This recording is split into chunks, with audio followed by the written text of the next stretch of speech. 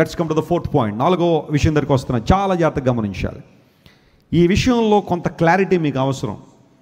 4వ మాట ఒకసారి ఆ స్క్రీన్ మీద వేసారు చూడండి. దేవుని ప్రేమించడం వేరు, మనుషులను ప్రేమించడం వేరు. ఈ విషయంలో మనకు క్లారిటీ రావాలి. ఇక్కడ యోధా ఏమన్నాడంటే, ఈ 300 దానాల్లో పట్టుకెళ్ళి బేదలకు ఇచ్చేయచ్చు కదా అంటే, ప్రభు ఏమన్నాడు? యోధా ఎంత చక్కగా మాట్లాడావు నాయన, చారిటీ మైండ్ ఉంది మన యోధా గారికి, ఎంత అద్భుతంగా మాట్లాడి. నిజమే కదా, నాకు ఇది తట్టలేదు. ఆమె అత్తరు పోసేస్తుంటే, ఆ కాళ్ళు తుడుస్తూ ఉంటే, తల మీద అత్తరు పోస్తూ ఉంటే, నాకు ఈ ఐడియా తట్టలేదేంటి యోధా, నీకు వచ్చింది కాబట్టి ఎంత ధైర్యత అన్నాడా ప్రభు. ఆయన అన్నాడు ఏంటో తెలుసా, బేదలు ఎప్పుడు మీతో ఉంటారు కానీ నేను మీతో ఉండను. అంటే ప్రభు మనల్ని వదిలేస్తాడని కాదు, అక్కడ శారీరకంగా నేను ఇక మీతో ఎక్కువ కాలం ఉండను. ఆయన మరణాన్ని గురించి మాట్లాడుతూ శారీరకంగా నేను మీతో ఉండలేను, కానీ బేదలు ఎప్పుడు మీతో ఉంటారు.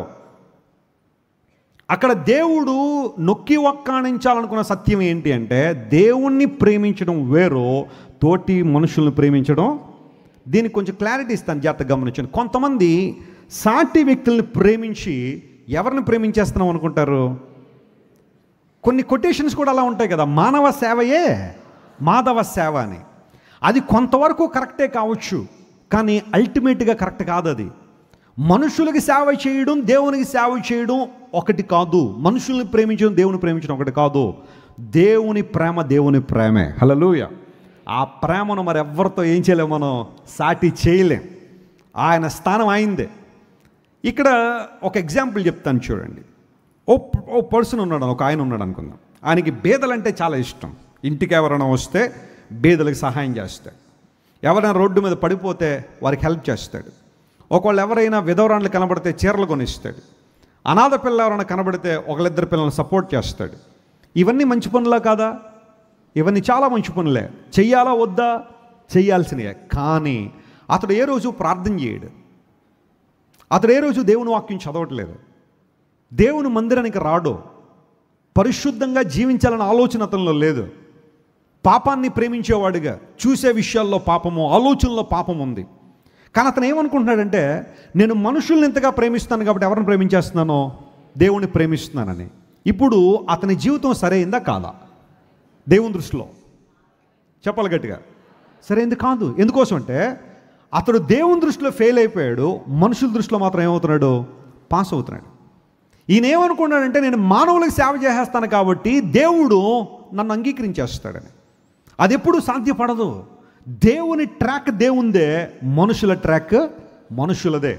అఫ్ కోర్స్ మానవులకి మనం సహాయం చేస్తున్నామంటే, ఇతరులకు ప్రేమిస్తున్నామంటే ఆ ప్రేమకు స్ఫూర్తి దేవుని దగ్గర నుండి వస్తుంది. కాదంటలా, ఇది చెడ్డ కార్యం నేను అంటలేదు. కానీ కొంతమంది దేవుణ్ణి ప్రక్కన పెట్టేసి, దేవుని కార్యాలను ప్రక్కన పెట్టేసి, భక్తి జీవితాన్ని పక్కన పెట్టేసి, విశ్వాసాన్ని పక్కన పెట్టేసి, ప్రార్థన పక్కన పెట్టి, పరిశుద్ధ జీవితాన్ని పక్కన పెట్టి, ఎప్పుడు నేను ప్రజలకు సేవ చేస్తాను, ప్రజలను ప్రేమిస్తానంటే ఆ ప్రేమకు అక్కడే పరిధులు ఉన్నాయి, కానీ నువ్వు దేవుని ప్రేమించినట్టు కాదు.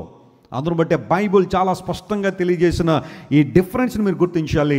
మనకివ్వబడిన నూతన నిబంధనలు ఇవ్వబడిన 2 ఆజ్ఞలు ఏంటో తెలుసా? ఒకటి, నీ దేవుణ్ణి ప్రేమించు. రెండవది అన్నాడంటే అది ఎప్పుడు కూడా మొదటి స్థానంలో ఉండడానికి వీల్లేదు. మొదటిదే, రెండవదే. చాలామంది ఈ రోజుల్లో ఈ 2వ ఆజ్ఞను పట్టుకొచ్చి ఎక్కడ పడుతున్నారు? మొదటి ఆజ్ఞలో పడుతున్నారు. అది తప్ప కాదా? ఖచ్చితంగా తప్పే. 2వ ఆజ్ఞను పట్టుకొచ్చి మొదటి ఆజ్ఞలో నిన్ను వలె నీ పొరుగు వారిని ప్రేమించు అని ఆజ్ఞను పట్టుకొచ్చి దేవుని ప్రేమించిన ఆజ్ఞలో పెట్టారనుకోండి, అది ఖచ్చితంగా పొరపాటే. దేవుని ప్రేమించడం వేరు, మనుషులను ప్రేమించడం వేరు. ఇక నేను మనుషులను ప్రేమించొద్దని కానీ, చారిటీ చేయొద్దని కానీ, సేవ చేయొద్దని కానీ, ఇతరులను పట్టించుకోవద్దని కానీ నేను చెప్పట్లేదు. కానీ వాటికన్నా ప్రాముఖ్యంగా నువ్వు ఎవరిని ప్రేమించాలా? దేవుని ప్రేమించాలా. Listen to me carefully. దేవుడు కొంతమందితో మాట్లాడుతున్నాడు ఈ మాట. You are so busy in helping some people, but you are not spending your time with God. నువ్వు ప్రజలకు మేలు చేయడంలో చాలా చాలా చాలా సమయాన్ని వెచ్చిస్తున్నావు, కానీ దేవునికి మాత్రం సమయాన్ని ఇవ్వలేకపోతున్నావు. ఫ్లైట్లు ఎక్కిన అలమో ఎవరైనా ఉంటే ఫ్లైట్ ఎక్కగానే కొన్ని రకాలైన ఇన్స్ట్రక్షన్స్ ఇస్తారు. కొన్ని ఏమో వీడియోలు ప్లే చేసేస్తారు, స్క్రీన్స్ ఉంటే. కొన్ని ఎయిర్ హోస్టెస్ ఉంటారు కదా, వాళ్ళు చెబుతూ ఉంటారు. అందులో ఆక్సిజన్ మాస్క్ గురించి మాట్లాడుతూ, ఎప్పుడైనా క్యాబిన్ ప్రెషర్ సరిగ్గా లేకపోతే, క్యాబిన్ ప్రెషర్లో ఏదన్నా ఇంబ్యాలెన్స్ వస్తే ఆక్సిజన్ మాస్కులు డ్రాప్ అవుతాయి. ఆ డ్రాప్ అయిన తర్వాత వాళ్ళు చెప్పే మాట ఏంటో తెలుసా? మొదట మీరు పెట్టుకోండి, ఆ తర్వాత ఇతరులకు ఏం చేయండి, హెల్ప్ చేయండి అని. ఆ మాట విన్నప్పుడల్లా నాకు ఒక ఆధ్యాత్మిక పాఠం గుర్తొస్తుంది. ఏంటంటే మొదట మనం ఏం చేయాలి చెప్పండి, భక్తిలో సరిగ్గా ఉండాలా, దేవునితో సరిగా ఉండాలా, దేవుని మార్గంలో సరిగా ఉండాలి. ఆ తర్వాత ఏం చేయాలా, నువ్వు మాస్క్ పెట్టుకోకుండా వాళ్ళకి వీళ్ళకి హెల్ప్ చేసేటప్పటికి ఈ లోపల క్యాబిన్ ప్రెషర్లో బాగా తీవ్రమైన చేంజెస్ వచ్చి నువ్వు పోయావు అనుకో, పరిస్థితి ఎలా అవుద్ది, అందరూ బతుకుతారు, నువ్వు పోయినట్టు ఉంటారు. Think about your self, love your God more than anybody else. ఈ లోకంలో అన్నిటికన్నా అందరికన్నా దేవుణ్ణి ఎక్కువగా ప్రేమించే వ్యక్తిగా ఉండాలి. ఇదే మాట్లాడుతున్నాడు. అందరూ బట్టి ప్రభు అన్నాడు, బేదలు ఎప్పుడు మీతోనే ఉంటారు, ఈమె నన్ను ప్రేమిస్తుంది కాబట్టి మీరు ఎవరు వారించకండి, నేను మీతో కూడా ఉండను అంటే శారీరకంగా ప్రభు మాట్లాడుతూ మీతో ఉండడం కొన్ని రోజుల తర్వాత సాధ్యపడదు, ఆమె చేస్తున్న పనిని వారించొద్దని ప్రభు చెప్పాడు. ఈ విషయంలో సరైన అవగాహన మనందరికీ అవసరం. దేవుని ప్రేమించడం వేరు, మనుషుల్ని ప్రేమించడం వేరు. దేవుణ్ణి ప్రేమించడం దేవుని ప్రేమించడమే, ఆ తర్వాత మనుషుల్ని ప్రేమించేది. నిన్ను వల్లని పొరుగు అని ప్రేమించి అనేది రెండవ ఆజ్ఞ దేవుడు మనకి ఇచ్చాడు. దాన్ని ఎప్పుడు కూడా మొదటి స్థానంలో పెట్టేసి దేవుణ్ణి మాత్రం నిర్లక్ష్యం చేయొద్దు అని లేఖనం చాలా స్పష్టంగా తెలియజేస్తా ఉంది. చివరిగా ఒక మాట చెప్పిన ముగిస్తాను, 5th పాయింట్. ఏమన్నా నేను చెప్పినా ఏమైనా అర్థం అవుతున్నాయా, అర్థం అవట్లేదా? కొంతమంది అలా చూస్తారు, కొంతమంది పర్లేదు, ఇంటికి వెళ్ళిన తర్వాత మళ్ళీ చూడండి ఒకవేళ అర్థం కాకపోతే. 5వ మాట చాలా ప్రాముఖ్యమైన అంశం. ఈ మరియా అత్తరు బుడ్డి పట్టుకొచ్చి యేసు ప్రభు పాదాల మీద పోస్తే, ఆయన తల మీద పోస్తే ప్రభువారు ఏమన్నారు, ఈమె నా భూస్థాపన నిమిత్తము దీన్ని చేశాను అనే మాట వేసేవాడే. అసలు దీనికి దానికి ఏమైనా సంబంధం ఉందండి? ప్రభువు మాట్లాడిన మాటకి ఈమె నా భూస్థాపన నిమిత్తం దీన్ని చేసిందంటే ఆ మాట బహుశా మరియకు కూడా అర్థం కాకపోయి ఉండొచ్చు ఆ పర్టికులర్ టైంలో. కానీ ఆ తర్వాత ఆమె అర్థం చేసుకుని ఉండదు ప్రభు ఎందుకు ఈ మాటలు మాట్లాడి. ఆ మాట ప్రభు ఉపయోగించడంలో అర్థం ఏంటో జాగ్రత్త వినండి. నేను ఒక మాట చెప్తాను. యూద ఆచారం ప్రకారం, యూదుల ఆచారాల ప్రకారం ఎవరైనా ఒక వ్యక్తి చనిపోతే అతన్ని సుగంధ ద్రవ్యాలతో చక్కగా సిద్ధపరుస్తారు. ఆ బాడీ సుగంధ ద్రవ్యాలతో సిద్ధపరిచిన తర్వాత ఆ బాడీని తీసుకెళ్ళి ఒక రాతి సమాధిలో ఉంచుతారు, గొప్పవాళ్ళు అయితే. లేదంటే కొంతమంది సమాధి కార్యక్రమం చేసేవాళ్ళు ఉంటారు. ఈ ప్రక్రియ ఎప్పుడు జరగాలంటే ఒక వ్యక్తి చనిపోయిన తర్వాత 7 లేదా 9 గంటల లోపల జరగాలట ఆ ప్రక్రియ. సుగంధ ద్రవ్యాలు పూసే ప్రక్రియ ఒక వ్యక్తి చనిపోయిన తర్వాత విదిన్ 7 to 9 అవర్స్లో చేస్తారు. ఆ బాడీని తీసుకెళ్ళి ఒక రాతి మీద పొరండబెట్టి సిద్ధపరిచిన తర్వాత చాలా చక్కగా సిద్ధపరిచి దానికి ఒక ప్రొసీజర్ ఉంటుంది. ఆ సుగంధ ద్రవ్యాలన్నీ కూడా రాసి ఆ నారబట్టను చుట్టిన తర్వాత ఆ బాడీని తీసుకెళ్ళి ఆ సమాధిలో ఉంచుతారు. ఇది జ్యూయిష్ ట్రెడిషన్. అయితే యేసుక్రీస్తు ప్రభువారు మరణించబోతుంది శుభ శుక్రవారం రోజున. ఆయనకు తెలుసు కదా, మనందరికీ తెలుసు. ఇప్పుడు దేవుని వాక్యం చదువుతుంటే మనకు అర్థమవుతుంది. శుభ శుక్రవారం రోజున ఉదయం 9 గంటలకు యేసుప్రభు చనిపోయారు, ఆయన సిలువ వేయబడ్డారు. మధ్యాహ్నం 3 గంటలకు ఆయన చనిపోయారు. ఇప్పుడు సాయంకాలం 6 గంటల నుండి ఇజ్రాయెల్ దేశంలో విశ్రాంతి దినం స్టార్ట్ అయిపోతుంది. అంటే యేసు ప్రభు చనిపోయిన తర్వాత సమాధిలో పెట్టబడడానికి ఎంత టైం ఉంది? మధ్యాహ్నం 3 నుంచి సాయంకాలం 6 అంటే ఎంత ఉంది? 3 గంటల సమయం ఉంది. ఈ 3 గంటల వ్యవధిలో జరగాల్సిన పనులు ఏంటో తెలుసా? సిలువ మీద నుండి యేసు ప్రభువును దించాల. ఆ తర్వాత ఆ స్థలము నుండి ఒక చోటకి తీసుకొచ్చి ఆయన సుగంధ ద్రవ్యాలతో సిద్ధపరచాలి. సిద్ధపరిచిన తర్వాత ఆ సమాధిలో ఉంచాలి. ఈ ప్రక్రియ అంతా విదిన్ 3 అవర్స్లో జరిగిపోవాలి. మరి యేసు ప్రభు దేహాన్ని టచ్ చేయడం అంటే చిన్న విషయం, పర్మిషన్స్ కావాలి కదా. ఎందుకంటే పిలాతు కదా యేసు ప్రభువును ఈ సిలువ వేయడానికి డెత్ సెంటెన్స్ ప్రకటించాడు. క్రూసిఫై హిమ్ అని ప్రజలందరూ అడిగితే ఓకే మీకు నచ్చినట్టుగా చేసేయండి అని సిలువ మరణం విధించారు. కాబట్టి పర్మిషన్ రావాలంటే పిలాతు దగ్గర నుండి రావాలి. అంతవరకు యేసు ప్రభువుని ఎవరో టచ్ చేయడానికి లేదు, ఆ మృతదేహాన్ని టచ్ చేయడానికి లేదు సిలువ మీద. పిలాతు ఒప్పుకోవాలి. మరి పిలాతు వెంటనే దొరుకుతాడా? గబగబా మనం చూస్తే జోసెఫ్ అరిమథియస్ అనబడే వ్యక్తి గబగబా పరిగెత్తి పిలాతు దగ్గరికి వెళ్ళి నాకు యేసు ప్రభు దేహం కావాలని అడిగాడు. ఎందుకు యోసేపు? మీ వాళ్లే కదా యేసు ప్రభుని సిలువ వేశారు, మీ వాళ్లే కదా ఆయన మీద నేరాలు మోపి సిలువ వేశారు. సన్హెడ్రిన్లో మెంబర్ అయ్యి ఉండి యేసు ప్రభు దేహాన్ని ఎందుకు అడుగుతున్నావు? లేదు sir, I'm a secret believer of Jesus. Yesu ప్రభు నాకు చాలా ఇష్టం, ఎంతవరకు రహస్యంగా బతికాను, కానీ ఇప్పుడు తెగించేశాను, నా సమాధిలోనే యేసు ప్రభుని పెడతాను, నేను అడుగుతున్నాను నాకు ఆ దేహం కావాలని. యోసేపు అడిగాడు కాబట్టి ఇంకా ఆ ప్రాంతంలో ఆ సిచ్యువేషన్లో ఎవరు అడిగినా పిలాతు ఒప్పుకునేవాడు కాదు. యోసేపు అడిగాడు కాబట్టి, ఆయన ధనవంతుడు మరియు పేరు ప్రఖ్యాతులు కలిగిన సన్హెడ్రిన్ మెంబర్ కాబట్టి పిలాతు యోసేపు పర్మిషన్ ఇచ్చాడు. ఇప్పుడు యోసేపు అక్కడ నుంచి పిలాతు నుండి పరిగెత్తుకుని వచ్చి మరలా యేసుప్రభు దేహాన్ని తీసుకుని ఆయన సిద్ధపరిచి సమాధిలో పెట్టడానికి విదిన్ 3 అవర్స్ టైంలో అన్నీ అయిపోవాలి. అప్పటిదాకా సిలువ దగ్గర ఉన్న కొంతమంది స్త్రీలు, గలిలయ నుంచి వచ్చిన స్త్రీలు, మగ్దలేనే మరియ, యాకోబు తల్లి అయిన మరియ, ఆ తర్వాత సలోమే, ఇలాంటి వాళ్ళందరూ కొంతమంది యేసుప్రభు శిలువ దగ్గర ఉన్నారు. వాళ్ళు ఏం చేశారో తెలుసా? గబగబా మార్కెట్కి వెళ్ళి సుగంధద్రవ్యాలు కొన్నారట. కొనేసరికి విశ్రాంతి దినం స్టార్ట్ అయిపోయింది 6 గంటలకి. అందరూ బట్టి they had to wait until Saturday evening. సాయంకాలం సాటర్డే ఈవినింగ్ వరకు వారు వెయిట్ చేసిన పరిస్థితి. అప్పటికి చీకటి అయిపోయింది కాబట్టి చీకటిలో వెళ్ళలేరు. కాబట్టి ఆదివారం ఉదయాన్నే వీరందరూ సుగంధ ద్రవ్యాలు పట్టుకుని వస్తారు. ఎందుకంటే యేసుప్రభుని ఏం చేయాలా? అభిషేకించాలని. ఇది ఈ తక్కిన స్త్రీలకు ఉన్న అవగాహన. యేసుప్రభు చనిపోయిన తర్వాత ఆయనకు మనం సుగంధ ద్రవ్యాలు రాద్దాం, ఆయన ప్రిపేర్ చేద్దాం. కానీ ఇక్కడ మరియలో ఉన్న గొప్పతనం ఏంటో తెలుసా? మరియలో ఉన్న గొప్పతనం ఏంటో తెలుసా? బహుశా ఆమెకు ఆ అవకాశం రాదు అని తెలుసుకుని ఈమె అవకాశం ఉన్నప్పుడే దేవుణ్ణి అభిషేకించింది. స్తోత్రం చెప్పండి, హల్లెలూయా. అంటే ఆమె విశ్వాసంతో చూసిందనమాట. విశ్వాసంతో చూసింది. యేసుక్రీస్తు ప్రభు మరణ బంధకాల్లో ఉండడు. ఆయన చెప్పినట్టుగానే 3వ రోజున ఏం చేస్తాడు? ఆయన తిరిగి లేస్తాడు. అందును బట్టి ఆయన చనిపోయిన తర్వాత ఆయన సుగంధ ద్రవ్యాలతో అభిషేకించే అవకాశం నాకు దొరకదు. కాబట్టి ఆ అవకాశాన్ని ముందుగానే ఏం చేయాలా? వినియోగించాలి. స్తోత్రం చెప్పండి ఒకసారి, hallelujah. She was a woman of faith. విశ్వాసంతో పనిచేసింది.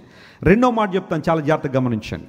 యూదా సంప్రదాయం ప్రకారం ఎవరికైనా నేర చరిత్ర ఉంటే, ఒక క్రిమినల్ కేసులో ఇరుక్కుని గనక నేరంతో గనక సిలువ వేయబడిన, మరణశిక్ష విధించబడిన అలాంటి దేహాలకు సుగంధ ద్రవ్యాలు పూయకూడదు.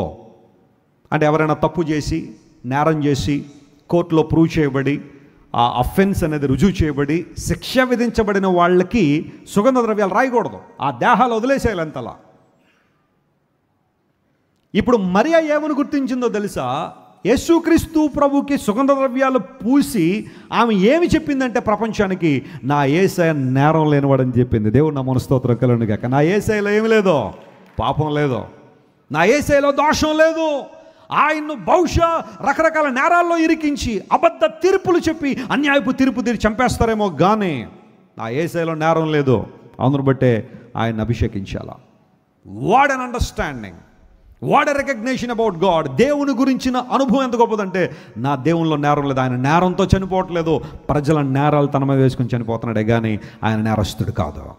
ప్రజల పాపాలు ఆయన మీద వేసుకుని చనిపోతున్నాడు కానీ ఆయన పాపి కాదు. ప్రజల భారాన్ని ఆయన మోస్తున్నాడు కానీ ఆయన పాపాన్ని చేసిన వాడు కాదని గుర్తించి ముందుగానే నా దేవుడు నేరం లేనివాడని చెప్పి యేసు ప్రభువును అభిషేకించింది మరియ. అయితే ఇక్కడ ఒక ఆలోచన మీకు రావచ్చు, అందులో తప్పేమీ లేదు. మరి యేసు ప్రభు చనిపోయిన తర్వాత నికోదేమో 150 సేర్లు అత్తరు పట్టుకొచ్చారని బైబిల్లో ఉంది. 150 సేర్లు యేసు ప్రభు చనిపోయిన తర్వాత. నికోదేము అనే వ్యక్తి ధర్మశాస్త్రోపదేశకుడు. యేసు ప్రభు చనిపోయిన తర్వాత ఒక 150 దాన్ని 150 సేర్లు అని బైబిల్లో ఉంది, కానీ దాని ఇంగ్లీష్లో 100 పౌండ్స్ అన్నారు. అంటే ఒక 45 కేజీలు అత్తరు పట్టుకొచ్చి యేసుప్రభు మీద గవ్వ పోసేసి ఆ యేసుప్రభు దేహాన్ని తీసుకెళ్ళి సమాధిలో పెట్టారు. అయితే నికోదేము చేసిన అభిషేకానికి మరియ చేసిన అభిషేకానికి చాలా తేడా ఉంది. నికోదేముకి ఎవిడెన్సెస్ కనబడుతున్నాయి. ఎందుకు అంటే యేసు ప్రభు శిలువ మీద వేలాడగానే దేవాలయంలో ఏం చిరిగిపోయింది? తెర చిరిగిపోయింది. బండలు బద్దలయ్యాయి. సమాధుల్లో చాలామంది బయటకు వచ్చారు. మిట్ట మధ్యాహ్నం వేళ చీకటైపోయింది. శతాధిపతి యేసు ప్రభు శిలువ దగ్గర మోకాళ్ళుని, ఇతడు నిజముగా దేవుని కుమారుడు, ఇతడు నిజంగా నీతిమంతుడని ఆ ఎవిడెన్సెస్ అన్ని నికోదేము కనబడ్డాయి. అలాంటి కనబడిన నికోదేమో యేసు ప్రభువును అభిషేకించడంలో పెద్ద గొప్పతనం ఏమి లేదంటాను. కానీ మరియకు ఆ ఎవిడెన్సెస్ అన్నీ లేనక ముందే యేసు ప్రభు పాదాల మీద అత్తరు పోసింది. దేవుని నామమున స్తోత్రం కలుగును గాక. చూసి నమ్మే వారి కన్నా చూడక నమ్మవారు దానిలో, దట్స్ వాట్ మేరీ డేడ్. విశ్వాసంతో చేసిన ఈ పని. నికోదేముకు అన్నీ కనబడిన తర్వాత ఖచ్చితంగా ఈయనకి ఏదోటి చేయాలని చెప్పి గబగబా 150 సేర్లు అత్తరు పట్టుకొచ్చి యేసు ప్రభు మీద పోసాడు. కానీ మరియ ఈ ఎవిడెన్సెస్ అన్నీ లేనప్పుడే ముందుగానే విశ్వాస నేత్రాలతో చూసి యేసు ప్రభువుని ఆరాధన చేసింది. ఎందుకు ఈ మాట చెబుతున్నాను తెలుసా? ఇక 2 విషయాలు గమనించాలి. ఒకటి, ప్రభువుని ఎప్పుడు కూడా మనం విశ్వాస నేత్రాలతో చూడాలి. రెండవది, మనకు సమయం ఉన్నప్పుడే దేవుని కొరకు ఏదైనా చేయాలి. ఆమె గుర్తించింది. మీరు ఇంటికి వెళ్ళిన తర్వాత ఒక చిన్న ఎక్సర్సైజ్ ఇస్తాను మీకు. యేసు ప్రభు చనిపోయిన తర్వాత, ఆయన సమాధి చేయబడిన తర్వాత కొంతమంది స్త్రీలు యేసు ప్రభు సమాధి దగ్గరికి వెళ్ళారు. ఆ స్త్రీల పేర్లు ఆల్మోస్ట్ అన్ని సువార్తలో రాయబడ్డాయి.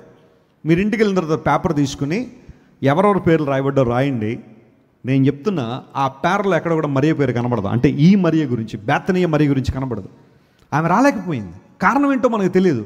ఆమెను రానివ్వలేదా, లేదా రాలేకపోయిందా, అవకాశాలు దొరకలేదా, పరిస్థితి ఏంటో మనకు తెలియదు. కానీ మగ్దలేని మరియ ఉంది. దాదాపు అందరు సువార్తికులు మగ్దలేని మరియ గురించి రాశారు. యాకోబు తల్లి అయిన మరియ గురించి రాయబడింది, సలోము గురించి రాయబడింది, మరికొంతమంది స్త్రీలు అన్నారు. కానీ ఎక్కడ బేతనీయ మరియ గురించి రాయబడలా. అంటే ఆమె ఏం అర్థం చేసుకుందంటే, నేనేదైనా దేవుని కొరకు చెయ్యాలి అనుకుంటే నేడు అనే సమయం ఉండగానే చెయ్యాలి, తర్వాత నాకు అవకాశం రాకపోవచ్చేమో. నేను చెప్తున్నాను దేవుని ప్రజలారా, పరిస్థితులు ఎప్పుడు ఎలా ఉంటాయో తెలియట్లేదు. ఈ రోజుల్లో విపత్కర పరిస్థితులు రావచ్చు, ప్రతికూల వాతావరణాలు రావచ్చు. నేను దేవుని కోసం వచ్చే సంవత్సరం అది చేస్తాను, పై వచ్చే సంవత్సరం అది చేస్తాను, ఆ తర్వాత వచ్చే సంవత్సరం అది చేస్తానంటే బహుశా ఆ సమయం నీ జీవితంలో రాకపోతే నీ పరిస్థితి ఏంటి? దేవుని కొరకు నువ్వు ఏదైనా చేయాలనుకుంటే, ఆయన రాజ్య వ్యాప్తిలో వాడబడాలనుకుంటే నేడు అనే సమయం ఉండగానే చేయాలి. మరియ గుర్తించింది. యేసు ప్రభు మరణం జయించి తిరిగి లేచిన తర్వాత, లేదా ఆయన సమాధి దగ్గరికి వెళ్ళి నాకు అవకాశం దొరకపోవచ్చేమో, ఇప్పుడున్న అవకాశాన్ని సద్వినియోగం చేసుకోవాలి. ఏసైనా గ్రామం వచ్చాడు, నా ప్రాంతం వచ్చాడు, I would like to express my love toward him. ఆయన నా ప్రాంతంలో ఉండగానే, నాకు అందుబాటులో ఉండగానే నేను ఆయన మహింపరచాలి, ఆయన ఘనపరచాలని విశ్వాసంతో గబగబా పరిగెత్తుకుని వచ్చి ఆ అత్తరు పట్టుకొచ్చి యేసే పాదాల మీద పోసేసింది. యేసు ప్రభు తిరిగి లేచిన తర్వాత చూద్దాం, ఆయన సమాధి ఎక్కడ పెడతారో చూసిన తర్వాత వెళ్దాం అని అనుకుంటే మరేక అవకాశం వచ్చి ఉండేది కాదు. ఈరోజు దేవుడు మాట్లాడుతున్నాడు, ద్వారాలు తెరిచి ఉన్నప్పుడే, అవకాశాలు ఉన్నప్పుడే దేవుని కొరకు ఏం చేయాలి? మనం వాడబడాలి. నా ఆలోచన ఒకటి చెప్తాను, జాగ్రత్త వినండి. నేను ఎప్పుడు దేవుని వాక్యం చెప్పడానికి నిలబడినా అదే నా చివరి ప్రసంగం అన్నట్టుగా చెప్తాను. నేను దేవుడు అవకాశాలు ఇస్తే ఇవ్వచ్చు, ఇంకా కొన్ని వేల ప్రసంగాలు చెప్పే అవకాశాలు నాకు ఇస్తే ఇవ్వచ్చు. ఒకవేళ ఇదే నా చివరి ప్రసంగం అయితే ఖచ్చితంగా దేవుని వాక్యం ఉన్నట్టుగా ప్రజల ముందు ఉంచాలి అనే ప్రిపరేషన్తో వస్తాను నేను. ఎక్కడ నిలబడిన అదే ఆలోచన, ఎక్కడ వాక్యం చెప్పినా ఇదే నా చివరి ప్రసంగం అయితే ఎలా చెప్తావు దేవుని మాటలో? దేవుడు మనకు అవకాశాలు ఇస్తాడు కాదంటలేదు, కానీ ఒకవేళ అవకాశ ద్వారాలు మూయబడితే మనలో ఏ ఒక్కరో రిగ్రెట్ అవ్వకూడదు. అయ్యో ఇది చేయాలనుకున్నాను చేయలేకపోయాను, నడవాలనుకున్నాను నడవలేకపోయాను, పాడాలనుకున్నాను పాడలేకపోయాను, ఇవ్వాలనుకున్నాను ఇవ్వలేకపోయాను, దేవుని కోసం ఇది చేయాలనుకున్నాను చేయలేకపోయాను, రిగ్రెట్ మనలో ఏ ఒక్కరిలో ఉండడానికి వీల్లేదు. అపోస్తలుడైన పౌలు పరిచర్యకు వచ్చిన తర్వాత తన చివరి ఉత్తరాన్ని తిమోతికి రాశాడు. రోమా చెరసాల్లో ఉన్నాడు పౌలు గారు. మరికొద్ది రోజుల్లో లేదా మరికొద్ది నెలల్లో ఆయన శిరచ్ఛేదనం చేయబడతాడు. చాలామంది యేసు ప్రభు శిష్యులు సిలువ మరణం పొందారు, కానీ పౌలును సిలువ వేయలేదు. ఎందుకోసం తెలుసా? రోమన్ సిటిజన్కి సిలువ వేయకూడదు, బీహెడ్ చేయొచ్చు, వాళ్ళని శిరచ్ఛేదనం చేయొచ్చు. అందును బట్టి రోమన్ చట్ట ప్రకారం పౌలు గారు రోమా సిటిజన్ కాబట్టి, పౌరసత్వం కలిగిన కాబట్టి శిరచ్ఛేదనం చేశారు పౌలు గారిని. లేదా మిగతా వాళ్ళందరూ చాలామంది సిలువల మీద చనిపోయారు. రోమా పట్టణంలో పౌలు గారు ఉండి తన చివరి ఉత్తరాన్ని తిమోతి గారికి రాశాడు. యంగ్ మ్యాన్, తిమోతికి రాస్తే ఏమన్నా తెలుసా? Timothy, I have a request. ఒక్క అభ్యర్థన. తిమోతి, నాకు తెలిసిన వాళ్ళు చాలామంది ఉండొచ్చేమో ప్రపంచంలో, కానీ I respect you so much. నువ్వంటే నాకు చాలా గౌరవం, నీ మీద నాకు చాలా కన్సర్న్ ఉంది Timothy. Before winter comes please come to me. శీతాకాలం రాకమునుపే నా దగ్గరికి ఒకసారి రా. I want to see you Timothy. I would like to spend some time with you. నాలో ఉన్న ఈ తపన, ఈ జీల్ అండ్ ఎంతూజియాజం నీలో పోరాట చేయాలని ఆశపడుతున్నాను. ఒకసారి రా, నన్ను కలువు, శీతాకాలం రాకమునిపే వచ్చాయి అని పౌలు గారు ఉత్తరం రాశాడు. అండ్ ఐఎమ్ షూర్ తిమోతికి శీతాకాలం రాకమునిపే ఆ ఉత్తరం అందింది. తిమోతి ఉన్న ప్రాంతం నుండి పౌలు గారి ప్రాంతానికి ఓడ ప్రయాణం చేయాలి. ఎందుకు శీతాకాలం రాకమునిపే రమ్మన్నాడో తెలుసా? శీతాకాలంలో ఆ మధ్యధరా సముద్రంలో అక్కడక్కడ మంచుగడ్డలు ఉంటాయి కాబట్టి ప్రయాణాలు సాగవు. శీతాకాలం అయిపోయిన తర్వాత మరలా ఓడ ప్రయాణాలు ప్రారంభించబడతాయి. అందును బట్టి ఆ వింటర్ టైం అంతా కూడా బ్లాక్ అయిపోద్ది. నువ్వు రావాలనుకుంటే, నన్ను కలవాలనుకుంటే Timothy please come before winter. కానీ ఎందుకో తెలీదు, ఏమైందో తెలీదు, తిమోతి వెళ్ళకపోయాడు. శీతాకాలం ఎంటర్ అయిపోయింది, ఓడల ప్రయాణాలు ఆపేశారు. తిమోతి అడుగుంటాడు, సార్ ఒక్క వాడైనా లేదండి, ఒక్క షిప్ అయినా వెళ్దా, నేను రోమాపట్నానికి వెళ్ళాలండి, ఏదో విధంగా నన్ను చేర్చండి బతిమాలు ఉంటాడు. కానీ లేదా వింటర్ కదా క్లోజ్ చేసాం, వింటర్ అయిపోగానే ఫస్ట్ షిప్పు నువ్వే ఎక్కి తీసుకెళ్తాం రోమాపట్నం, ఎవరిని కలవాలనుకుంటే కలవని. వింటర్ ముగిసింది, మొట్టమొదటి షిప్పు తిమోతి ఎక్కాడు.